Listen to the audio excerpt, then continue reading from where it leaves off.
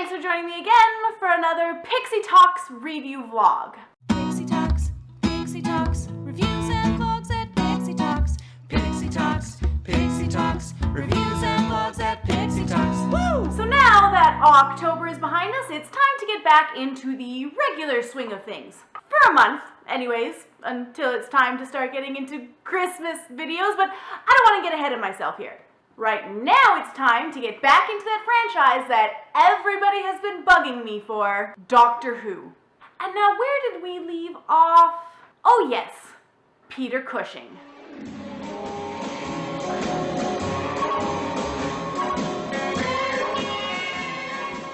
What the heck was that intro? What was that? I am finding myself irrationally upset by the lack of keeping with the traditional theme song here. What the heck?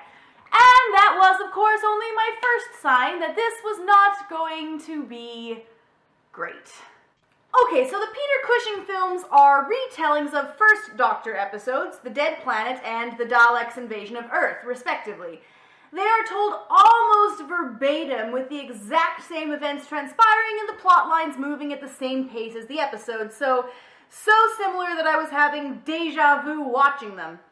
The only real difference here is in the characters. Here, the Doctor is actually named Who, introducing himself as Doctor Who, and that just felt so very wrong. He's also apparently a human and a wacky inventor who created the TARDIS. The companions are all fairly the same, with Ian, Barbara, and Susan coming along for the trip, just like in the episodes. But here, Ian is something of a bumbling idiot, and Susan is very much younger here than her TV series counterpart, and honestly quite a bit smarter. But the character whose change is the most jarring is the Doctor himself.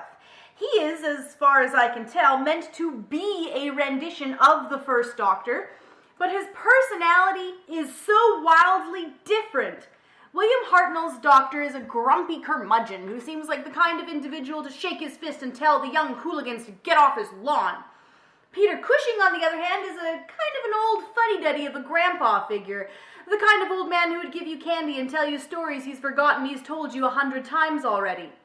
Now, look, I like Peter Cushing, I really do. He's a legend. Princess Leia, before your execution, I would like you to be my guest at a ceremony that will make this battle station operational.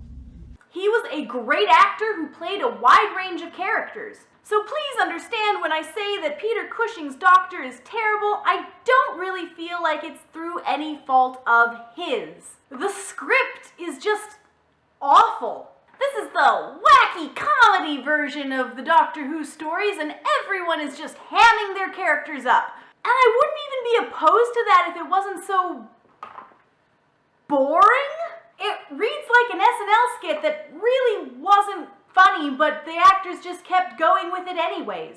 Maybe if these movies told their own stories instead of being stories I was already familiar with, maybe it would have worked if there was more of a commitment to comedy instead of being that weird in-between where the story is taken seriously but the characters are not. I was excited when I heard that Cushing was the Doctor in these movies because Cushing is brilliant. He could have played the Doctor and done it impeccably, but this is more of a spoof of the Doctor and just not a very good one. The only redeeming feature is Susan, who is much more engaging than her series counterpart, which is honestly also kind of annoying because the other characters have been dumbed down for comedic purposes, but conversely, Susan was made much smarter, presumably also for comedic purposes. As if to say, look, isn't it hilarious to think of a little girl being smart?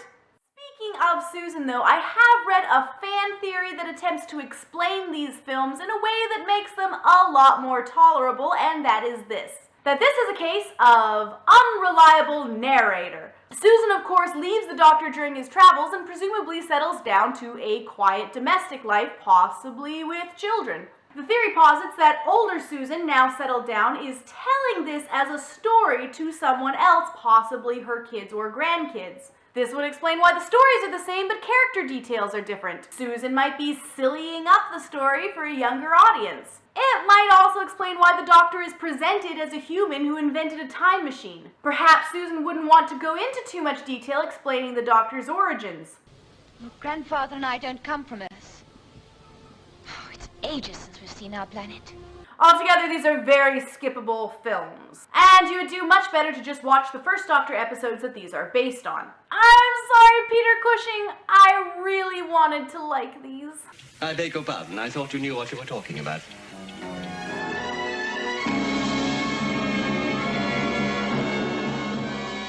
And that's it for my review of the Peter Cushing films from the Doctor Who franchise. I hope you enjoyed the review. I'm on a roll now, and next week we'll be taking a look at The Scream of Shalka. See you then. Bye.